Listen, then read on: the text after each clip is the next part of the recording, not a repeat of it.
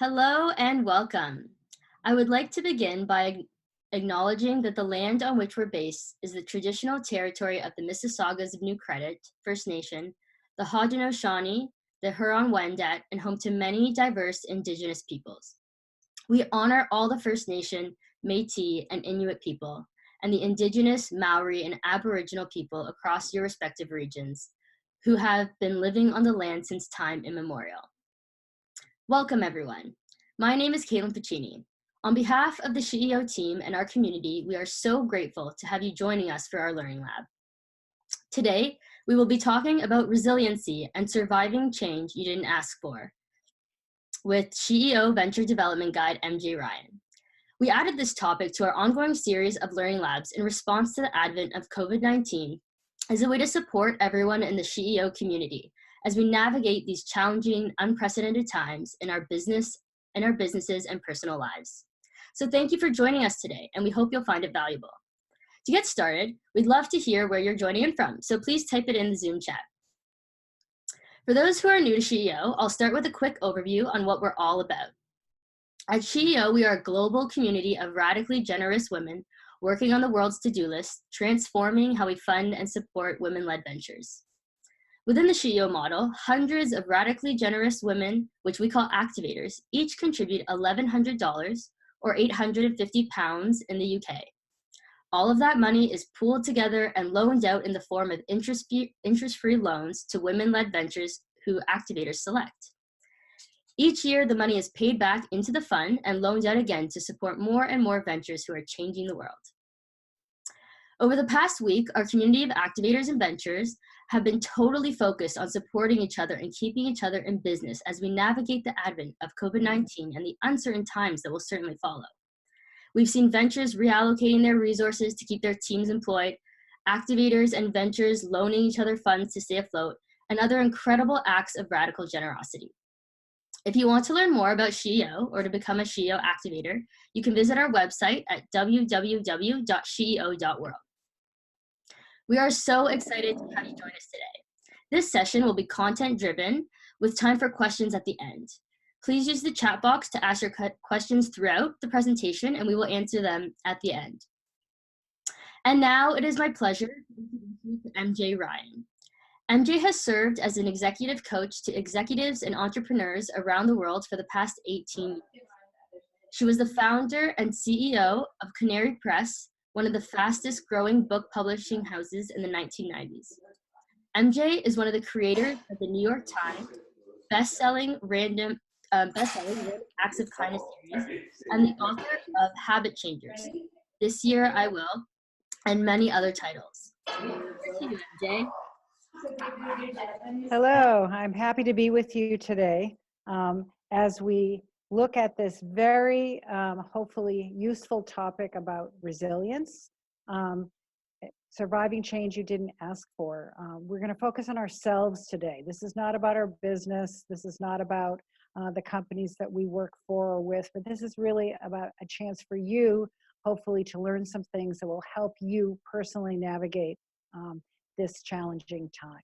Okay, so hello, why aren't you moving? Nope.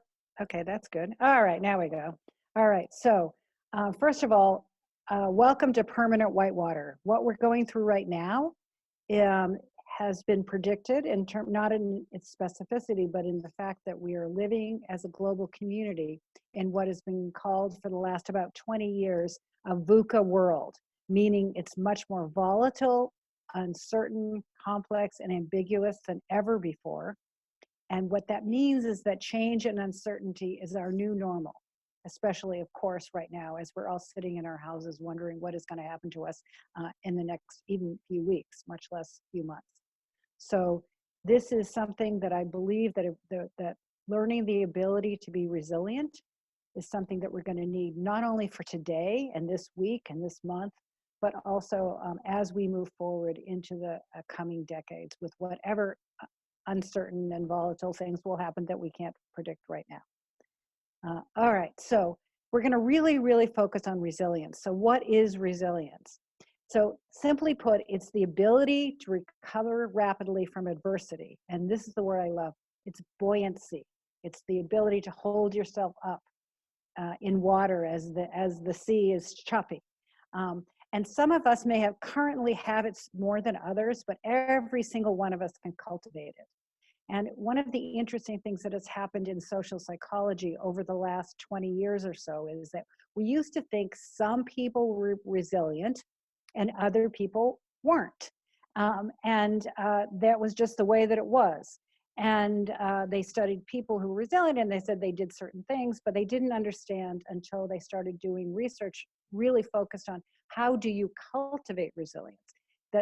And so what we're going to look at today, we're going to start with why do we want to cultivate resilience? And then we're going to get into the real practical things that you and everyone else can do to be more resilient, to be more buoyant during these challenging times. Okay, so first the good news, which is that if we get better at being resilient, no matter how good we already are, there's some gifts, some prizes at the end of the rainbow. And what they've discovered, science has found, is that we have improved relationships when we're more resilient. We create new possibilities for our lives and for those of us who are entrepreneurs for our businesses. We have a greater appreciation for the ordinary, wonderful gifts of life. And we are more aware of our personal strength because we've gone through something difficult and gotten to the other side. So we grow both in awareness of our own strength, but also we grow in terms of ourselves spiritually and I would say emotionally as well. So these are some of the gifts at a high level. But here are some really practical things. This is what we have found when people learn to be more resilient. They're more likely to get hired and to stay in jobs even when there's challenges. They're able to learn new skills when they're needed. We experience less stress and we're better able to help others. So that's the why we should really work on this. We'll get all of these wonderful goodies, but most importantly, it'll help us moment to moment to be less stressed, less anxious, less worried, and more able to cope with what's coming at us. All right, so let's look at why, first of all, it's hard to be resilient and why this time right now is so hard for us, why volatility and uncertainty is so hard. It has to do with two parts of our brain that actually work against our ability to adapt quickly to change. One is our neocortex, which is our thinking brain, and the other, the limbic system, which is the seat of our emotional brain. Okay, so both of these structures are involved in what's going on for us right now. Okay, the first thing is that the neocortex, our thinking brain, is wired to do what it's already doing. It likes, for most of us, not all of us, but for most of us, it likes sameness. It likes stability. It likes certainty because it has strong expectations and judgments about what should and shouldn't be happening. It should be like this. It shouldn't be like that. This is what I can count on. All of that kind of thinking that we project into the future. I know what it's going to be like a year from now because I can use all of my thinking about what's happened in the past and my imagining into the future, and then I can make predictions and assumptions and conclusions. And when it can't do that, it doesn't like that for the most part. Some of us who are very adaptable and who are very innovative, this is not true for, but it is certainly true for the majority of us. So first of all, our thinking brain likes the way that it already is. Then there's the feeling brain, and it has certain structures that we inherited from our past, animal past, from evolution, that work against us here. And so specifically, you see that little red thing in the middle there? That is the amygdala. So we're going to go a little bit deeper into the amygdala so you understand the science of what's going on for us when we get anxious or afraid or threatened. Okay, so the amygdala is the seat of our avoid system. It comes from our reptilian brain, and all it's doing is scanning the world for, is this safe or potentially threatening to me? And if it thinks it's a potential threat, it turns on the fight, flight, or freeze and appease response. So when we say we're stressed, what we're saying is this mechanism of fight, flight, freeze has turned on. Okay. And so when it turns on, it floods our bodies with cortisol and adrenaline. It's preparing us to run. That's the flight. Fight, literally fight for our lives against this danger, or hide like a bunny rabbit and frozen and hope that no one sees us. And in humans, this freeze and appease is like going like this, to whatever the threat is saying, yes, yes, yes, yes, yes, and you're not even registering what the other person is saying. So this impulse to fight, which is anger in humans, flight, which is the desire to run away or to quit something, or this deer in the headlights, frozen bunny rabbit, is more or less intense given how much this reptilian brain has decided we're under threat. All right. So what happens is as soon as it decides that there's a potential threat, for instance, stay in your house and don't catch this disease, bingo, it turns on at least a little bit. And so we suddenly feel stress. The blood rushes to our core, our breathing gets heavier. We are preparing our bodies literally to run, or as I said, or fight or hide. And yet the threat, running, fighting, and hiding is not exactly going to work to actually protect us in this moment. We need our thinking brain. And here's the problem with that. The avoid system actually hijacks the neocortex when it perceives that the threat is strong enough. So it actually cuts off your access to thinking well. So I want, for a minute, just think about that. Have you ever been in a situation where you're so stressed out that you can't think rationally about the situation? You say or do things that later you regret, or that you're just so frozen that you literally can't think at all. That's what a hijack is. And so when we get hijacked, we are not thinking well about the situation. And our amygdala, they say in humans, are about the age of a 2-year-old. So when we're hijacked and when we listen to news or social media or friends who tell us, that everything is terrible or we just don't know what's going to happen, which the amygdala still sees as a threat, we start to not be able to think really well about the situation and what to do. So this is not good, because suddenly a 2-year-old is in charge of our mind. And I don't know about you, but my 2-year-old acts really badly. My 2-year-old yells. My 2-year-old, in the past, before I learned how to deal with this, would throw things. I mean, literally like a temper tantrum of a 2-year-old. And so what we really need is to figure out how to deal with this mechanism so that we'll be able to be more resilient and lessen stress. Okay, so I'm going to add one other layer that's a little bit challenging too. So this.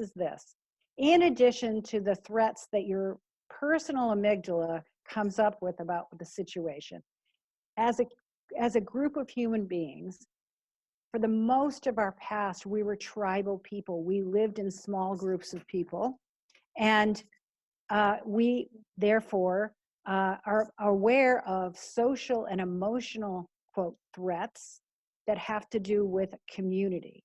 So here's what these things are that our little 2-year-old brain is always scanning for. Status. Is my position in the groups that matter to me potentially under threat by what's going on right now? Certainty. This is the one absolutely for sure is happening to each and every one of us right this second, which is that, can I count on the future? Do I know what is going to happen? We are living in a time of absolutely profound uncertainty. So the amygdala does not like that. It wants to know for sure what's going to happen or not happen, okay? Autonomy, this is the freedom to do what we want. Every single one of us, most of us listening to this, unless you're in certain parts of the United States, our autonomy has actually been taken away. We've been told, go in your house and don't come out except to go to the grocery store. So the freedom to move has literally been removed. Again, the amygdala does not like that. It considers it a threat to our freedom. And so it is also triggered by that. Relatedness. So if status is about my position in a group, Relatedness is about one-on-one. I thought you were my friend, but maybe you're not. You're not responding to my texts, or I wasn't, I wasn't included in the meeting, and so maybe you're really planning on firing me, or whatever kind of story that your brain, their amygdala comes up with about a threat about this relatedness. I thought you were on my side, but maybe you're not. And then finally, fairness. The amygdala wants things to be fair, and it perceives a threat if it isn't fair. So right now, nothing of what's happening is fair, right? And so all of these things, for different ones of us, could be triggering us into the stress response right in this very moment. So for some of us, it might be all of them. For some of us, it might be one or another that we're more sensitive to, but this is something to be aware of that's going on potentially in your brain right now that is impeding your ability to be resilient and buoyant with what's going on. Okay, so that's the bad news. But the rest of what we're going to talk about today is what we can do about all of that. All right. So given these mechanisms that are like pushing us into fear and therefore a sense of threat and therefore an inability to think really well and having all these hormones racing through our system, what do we do? How can we be resilient through challenges and change? Okay, so the first thing is we have to calm the threat system. That's step one. And I'm going to teach you a whole bunch of different ways to do that. You do not have to do them all. But I'm encouraging you to learn them all, and we're going to look at them right this minute, and choose one. You're going to get this presentation after this talk, and so you can keep this and you can go, okay, I remember I tried that 1 minute miracle. It was a little hard. Okay, now I'm going to try this other thing. Okay, so 1 minute miracle and self-compassion I'm going to teach right after in the next couple slides, but I just want, and what you can and can't control. But I just talk briefly about the last two. These are ones that most people know as stress relievers. So I'm going to spend a little bit less time there, but certainly, so first of all, let's just take exercise. 30 minutes a day, aerobic, moving as fast as you can to burn off the stress hormones, because literally cortisol and adrenaline are meant to have us be prepared to physically fight or run. And so when it can't do that, it's just building up in our system and affecting all of our organs and our brain. And it wakes us up in the night because they're alerting hormones. So the number one thing we need to do is make sure we're burning them off through aerobic exercise. So that's 30 minutes on that. And the other is 10 minutes at least per day of meditation. There's all kinds of apps. There's a resource list that I included with the invite on this, and we can also send out afterwards that Caitlin can do. So there's a million different ways to meditate. For what we're talking about, the technique does not matter. It's frequency, not duration, that really helps. And what we're doing in our brains to calm the threat system is when you meditate, you increase serotonin and GABA, and both of them are calming neurotransmitters. So literally, when you meditate, you're calming down this amygdala. You're sending feeling good hormones through your system, and the good news is that they are lasting over the day. So when you do it, then you think of it as you're filling up the tank of your feel-good hormones, and they have this effect over time that helps you stay more balanced, more calm, more able to be resilient. Okay, so those two are pretty straightforward, but I want to talk a little bit about the other ones. All right, so here we go. We're going to do the 1 minute miracle right now. I'm going to take out my phone because I'm going to time us. So this is a technique that was created by a doctor who was asked to come up with something to help people in emergencies stay out of fight or flight. And what they realized was, you can't, for instance, in an emergency room, and all the nurses and doctors who are going through tremendous stress right now trying to help us all, They can't go away in the middle of the crisis and sit down on a cushion, right? So what he discovered was that when we relax the core of our body, the muscles you see here, psoas, sphincter, kegels, think of it as all of the ones that are around your butt and your abdomen. Then when you relax those as much as you can, you create the relaxation response rather than the stress response. What happens is the amygdala can't tell the difference between actually no threat and when you start to relax, because the stress response and the relaxation response are oppositional. When one goes up, the other goes down. So the more stressed you are, this part's obvious, the more stressed you are, the less relaxed you are, right? But converse is also true. The more relaxed you become, the less stressed you will be. So this is an intentional relaxation that you can do anywhere, anytime. You don't have to close your eyes. You don't have to go someplace special. You can stand, you can sit. And the point is that you just slow, deep breathing.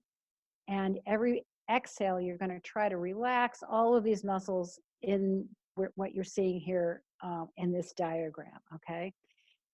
The more that you do it, then the more you're going to stay in relaxation rather than stress.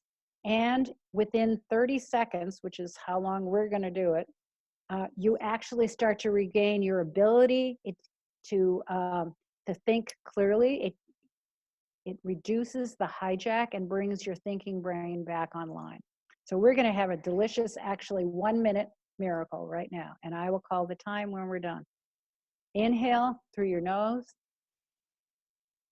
Exhale through your nose. And every exhale, just try to relax that part of your body. If you can't do it, tighten it first and then try to see how much you can relax. And you're going to do it as gently and kindly to yourself without beating yourself up when you don't do it perfectly or you don't relax enough, just as much as you possibly can. Ready, set, go.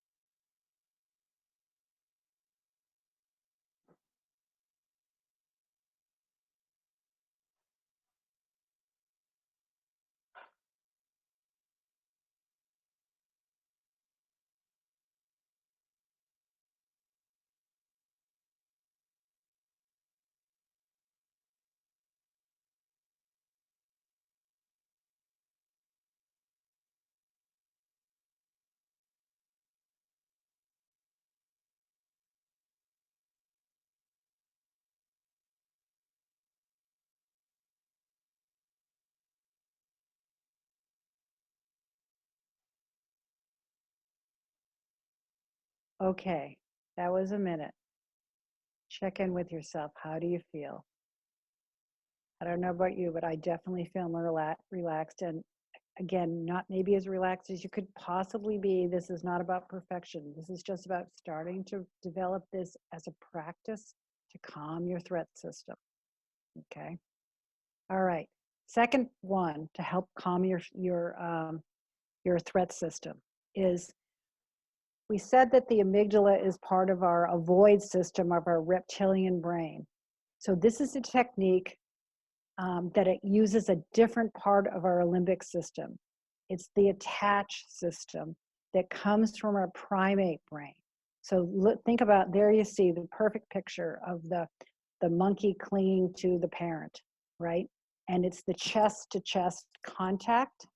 And what that does is it actually creates more oxytocin, which is the love hormone, which also makes us feel good and calmer and happier. And this researcher named Kristen Neff discovered that, yes, if somebody gave you a hug, you do feel that, but we can do this for ourselves. That this part of our brain doesn't differentiate between when someone else touches you and when you hug yourself. So whether you want to do this like this, or whether you want to go like this, what you want to do, some people touch their face. What you want to do is experiment for yourself where touching in your body gives you a sense of that, for me, it's this. Different people, it's different. So find a gesture. So practice and see which makes me feel better. Some people, it's this big hug. So first you make the gesture, and then you actually talk to yourself. You don't have to say it out loud. You can do it in your head, kindly, as if you would someone you love who's going through something hard. So what she discovered is we're very good at giving love and compassion to other people, but we're very bad at doing it for ourselves. But we can calm the threat system by doing it for ourselves. So what I might say is, MJ, I know you're under a lot of stress. You want to help as many people as possible. And sometimes, you're tired and you don't exactly know what to do. And that's okay, sweetie. You're going to be okay. Like that, just like you talk to somebody else. So you take the thing that you're anxious about or afraid about or angry about or whatever reaction you're having, and talk to yourself kindly, just as if you would to someone else. So that's another technique. There's resources about this in the resource guide that I have, and in this PowerPoint, which you're going to get down there in that weird green, is the link to a 5-minute self-compassion meditation that you can click on. Will take you to a meditation if you're having a hard time doing it for yourself. Okay. So one more thing to help calm our threat system, and that is being really clear about what you can control and what you can't control, right? So being clear about what you can control and starting focusing on those things that you can control brings the prefrontal cortex back online, calms down the amygdala because you're taking action on the things that you can control. So this I loved. This is very relevant to our current times, but just being really clear about how you can, what you can control, and started putting those things into place. If it makes you anxious to look at social media, don't do it so much, right? So what can you control in the circumstances that you're in? All right, so that's step one. So we've now calmed down our threat system a little bit, and now we're going to talk about what we can do to really cultivate the resilience that we want to be able to offer to our one another and to ourselves and to the world. Okay, so the happy news is that it turns out the resilience is not a trait that some people have, but it's just a set of behaviors that some people do and others of us can learn. All right, so here is what they are. Very simple, straightforward. There's 5 things that people are highly resilient to. And for those of you who are entrepreneurs, a lot of these are not going to come as a surprise, because they're also things that entrepreneurs do instinctively, because entrepreneurs generally are more resilient than the rest of us. And they're also a lot of the basis for those of us who are part of SheEO as ventures or activators. They form a lot of what we have created in our culture and in the credo, because again, what we're trying to do is foster resilience. So the first is find meaning in what is happening. So and as an example is that yes, this is awful and terrible, and a lot of people are suffering, and in this chaos, the new world will be born that will be better, healthier, and we can help make that happen through our actions. So finding meaning in what's happening, and the other is believing in a positive outcome. Again, that somehow, we don't know how or when, we're going to get through this, and it's going to be okay. These 2 things, I want to stop for a second and say, these are things that you must find yourself. Has anyone ever tried to do these to you when you're going through something really hard? It does not work, and it has a backlash. It creates anger, it creates sadness. I do not recommend that you try to say to everyone, oh, look on the bright side, it's all going to be fine. What's the deeper spiritual meaning of what's happening when the thing has just happened? This is spiritual graduate school. And in order to do it, you have to be emotionally ready. It has to be so. For instance, I always talk about the day that my sister's house burned down, and she called me 3,000 miles away saying her house burned down. It's not the time to say, what's the meaning and why your house burned down, or I'm sure it's all going to be much better and the positive outcome is X, Y, or Z. However, several weeks later, after I did a lot of like, I'm so sorry, and this is really hard, and I care, and I'm here, I'm coming, and I'll help you, she herself said, I got a whole other chance to build a new house. I got rid of all that stuff I never wanted anyway, but she had to come up with it. So be careful with this, these first two.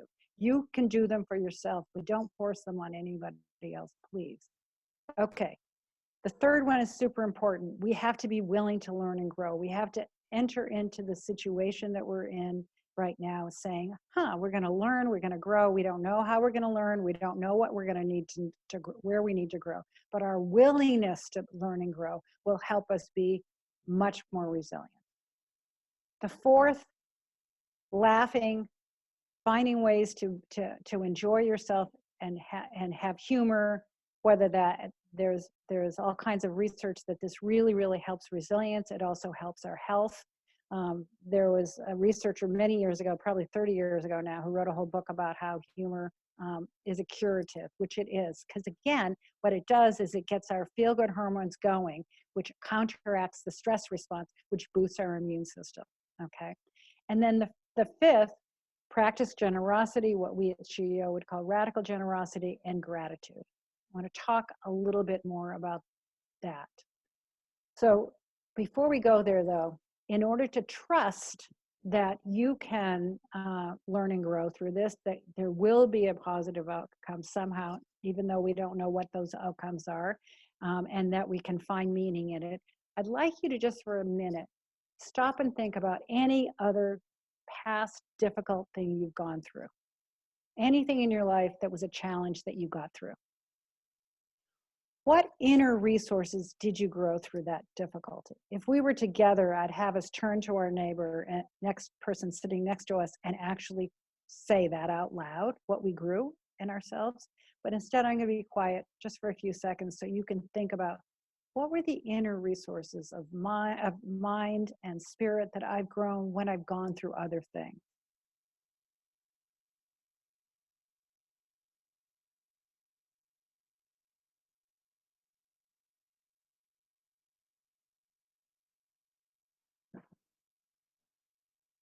I hope everyone can think of at least one thing.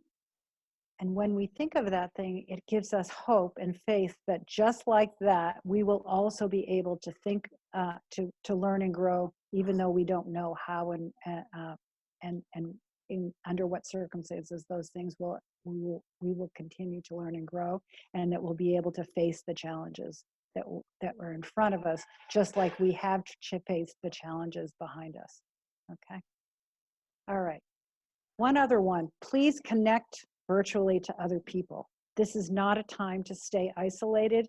When we connect, even through video chat, we are activating the oxytocin system, and we're helping one another with resources, resources that can be emotional, they can be financial, they can be circumstantial. So we need one another. So let's continue to connect to each other. And then let's talk about generosity. So I believe that each and every one of us has a river of generosity that flows in us. And when we tap into that river and offer it to the rest of the community, then we feel better about ourselves. We are contributing to the overall uplift in the world. And the way to switch that is to ask instead of saying what's going to happen to me, which is a natural thing that our brain goes through and under the threat system. Oh no, this is a terrible thing. What's going to happen to me? To how can I help? Where can I help? What can I offer? What do I have to offer that the community needs? When we do that, we experience our own power. We understand we have something to offer. We understand our resources that we have, our strengths, and we get a dose, once again, of those feel-good hormones, which are so wonderful for our mind, body, and spirit health. Okay, and then I want to really talk about gratitude. So gratitude is the practice of noticing what's right. It's not something that you have to wait for everything to be perfect. It's about, in any circumstance, including the circumstance we're in right now, we can notice what we have as well as what we don't have. And I learned this lesson from my father when he was dying. He was in the hospital. It was probably a couple of weeks from death, and he was dying of emphysema. And so every breath was a struggle. And I was sitting next to him, and I was just sitting there breathing with him for a long time. And then all of a sudden, I don't know why I said it, but I just said, "Dad, is your life still worth living?" And he looked at me with these big blue eyes, and he said, "I like to read the comics in the newspaper. I like to watch the ball game on TV. Sometimes it's easier to take a breath than others. My life is good." That's the practice of gratitude. And when we notice what's right, and it's not denying that those things, he knew he was dying. He was a doctor. He knew what was happening to him. So it's just that when he shone the flashlight of his attention on what was enjoyable and that he could appreciate, then he felt better. And that's what the practice of gratitude does. It shines a light on what's still good and whole and enjoyable in our lives, in spite of whatever else is going on. So it's not to deny it. It's not a Pollyanna. It's really a practice of, and this is all true, and here's what I can still enjoy. Here's what I still appreciate. Here's what's available for me that is good and whole. And when we practice that, we feel more connected to life. We feel more happy because the feel-good hormones get going again. And we actually notice the good stuff around us, because part of what the threat system does is focus us only on the threat. And so the rest of what's going on in our lives becomes completely invisible to us. So the practice of gratitude counterbalances that and widens our attention and makes us see all of what's there, the good as well as the bad. All right. Now, if I could wave a magic wand, I would want to do two things for you that's super, super practical. So hopefully you've now got some ideas. But here's a daily morning practice for resilience that I adapted from an organization by where I live, which is the Greater Good Center at the University of California at Berkeley. And it's 5 questions you can ask for yourself every morning. The first is, what am I grateful for today? And hopefully I've just given you a sense of why you might want to ask that question. The second is, who am I checking on or connecting to today? So this is the connecting part of resilience, which is how do we stay in that attached state, not just by doing self-compassion, but by truly attaching to one another, connecting to one another, and helping one another. And then, what expectations of normal am I letting go of today? This question goes to our prefrontal cortex desire for it to be a certain way and being angry that it's not that way. So this is about, what expectations of normal do I have to let go of so I can be more present and resilient in this moment? The fourth, how am I moving my body today? That's to make sure we're burning off those stress hormones. And then the fifth, I love this question. What beauty am I creating, cultivating, or inviting in today? And beauty is another uplift emotion, the experience of beauty. The cultivation of and appreciation of beauty is yet another thing that we can do that actually gives us an uplift. So these questions, I think, are really good morning preparation questions to get us started on a really positive note, so that we can be more resilient with the challenges that we face through the day. And then I would like, when the next time you do go outside, I'd like you to get a pebble. And it can be, I just want something that's small enough that can fit in your pocket or your purse, or whatever it is that you've got that can sit on your desk as you're sitting inside. And I'm going to tell you, to finish before we go to questions, I'm going to tell you a story of why I want you to have a pebble.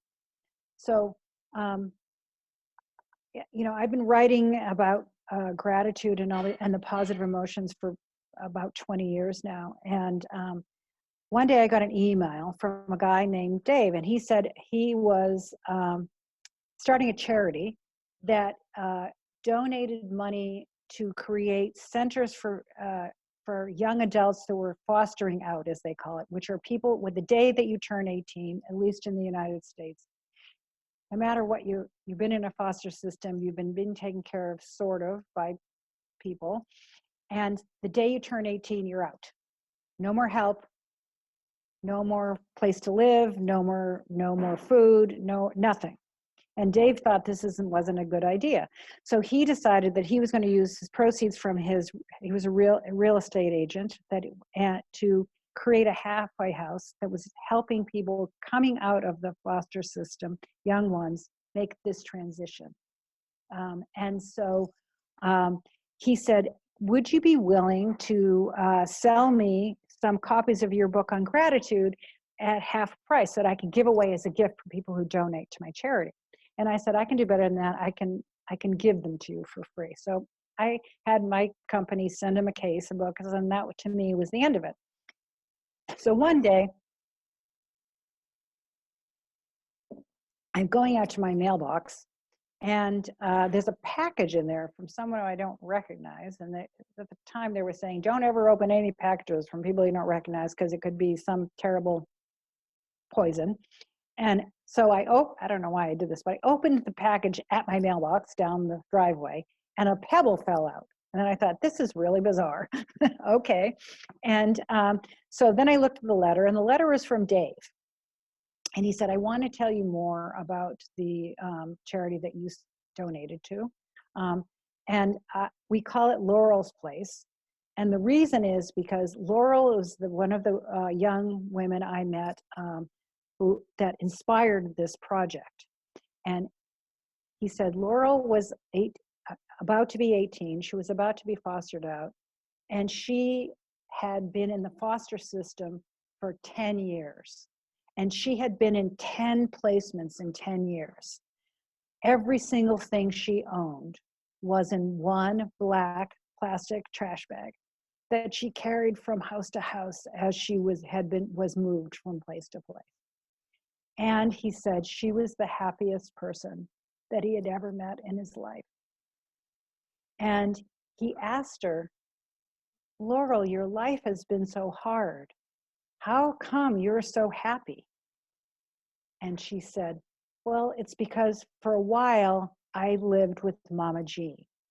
And one day Mama Jean came to me and she gave me a little pebble. And she told me to put it in my pocket. And that every time I felt it, I should stop and think about something that I am grateful for. And so she said, I've been doing it ever since. And that's why I'm so happy. So ever since Dave shared that story with me, I give out pebbles every time I talk about gratitude, and I share this story. And I do it for two reasons. One is so that you can adopt this practice if you like, get a pebble, and every time you feel it, say something you're grateful for in your mind. And the other is to remind us all that, like Laurel, when we do these simple things, we actually can be resilient and grow through the challenges of our lives, whatever those things are now and will be in the future. So thank you. And now I'm going to take questions, right? And Caitlin's going to help me. Yeah, so we have a really great question from Susan. So how can those who are very comfortable giving learn how to ask for and accept help if and when they need it? Oh, yes. This is the question that we always ask ourselves, and it's very important, right? And so I think that the, there is a spiritual lesson for us, which is that we give to everybody else what we most need to give to ourselves. And so the practice is to, when you're offering something, to actually include yourself in your giving. How do I need this? What do I need right now? Just, it's not either or, it's an and thing. Again, it's like, okay, so I'm doing this thing for so and so, and what do I need also? And how do I give that thing to me? Right? So it's about including ourselves in our own caring and really remembering that we give to others. We most give to others what we need to give to ourselves. And so how do we make sure that we're giving that thing internally as well as externally? And one of the things a teacher that both Vicki and I had used to say, anytime you give anything, especially advice, you have to do it too. You have to do it for yourself. So that's a way to get around all of the interference that we create around that giving to ourselves. Great. We had another question earlier on from Rachel. Any recommendations for what to say to others when they're struggling? So it depends on what they're struggling about, obviously, but I think that we underestimate the desire just to be witnessed, to be companioned in our struggles and our suffering. And we don't have to say or do anything except be there for one another. I'm so sorry this is being hard. Part of what happens, and I know this is supposedly a gender thing, but I actually don't think it's a gender thing. I think all of us want to help, and so we start giving all kinds of advice and tips and saying things like, "Oh, you know, the sun will come out tomorrow, and it's not going to be as bad as you think," and all that. And I think it dishonors the suffering and the grief that people are going through, and it really is just like, yeah, that's true. Yeah, I'm so sorry. This is really hard. Yes. It's acknowledging the truth of their experience, I think, is some of the most profound offerings we can do when people are going through something difficult. That's great. All right, we have a question from Alexandra. What may be some top advice we can do to enable people to stay mentally healthy in an environment where we have to socially distance ourselves, and many are in self isolation? Yes. So this is the amazing power of the technology that we're living in. Look at this. I'm looking at your face, Caitlin. You're looking at me, and Zoom is an amazing tool and other video things for connecting across distance and self-isolating. We have these things called mirror neurons that connect emotionally with other people, and they do work virtually as long as you can see the other person. So absolutely, definitely do a video, FaceTime, any of those things where you can actually see one another, and that connection will be, enhanced. So you won't feel as isolated, and you won't feel as alone when you actually can see one another. All right, question from Isabel. Any tips on handling stress that manifests as frustration and impatience, in particular frustration with ourselves? So this is anger. This is the fight. So whenever you say I'm irritated, impatient, annoyed, frustrated, any of those words, that's the fight spectrum of fight or flight or freeze, right? So it means that your threat response is turned on and you're in fight, and you're fighting yourself. So one of the things that Kristen Neff, the self-compassion researcher, discovered is when we beat ourselves up, when we are mean to ourselves, it's actually our amygdala telling us that there's a threat. And the threat that it perceives is ourself. So it's trying to, quote, kill ourself. I don't mean that like in a suicidal way. I mean, it's trying to fight a threat. and it perceives the threat as us. So it says all these mean, bad things to try to win over us. And what she discovered was this is a terrible mechanism the thing that our amygdala does. And the only way around it is to get the attached system going through self-compassion. So Isabel, when you find yourself being irritated or annoyed or frustrated at yourself, it's this practice. It's the practice of hand on heart, talking kindly, saying, I know you're trying to do your best. I know that you're not perfect. Just exactly what you say to somebody else. And again, you'll see in my resource guide, there's a link to selfcompassion.org that will to give you lots more techniques on this. All right, we have a question from Andrea. How do I help build confidence/resilience in others when I don't necessarily feel that confidence or resilience myself right now?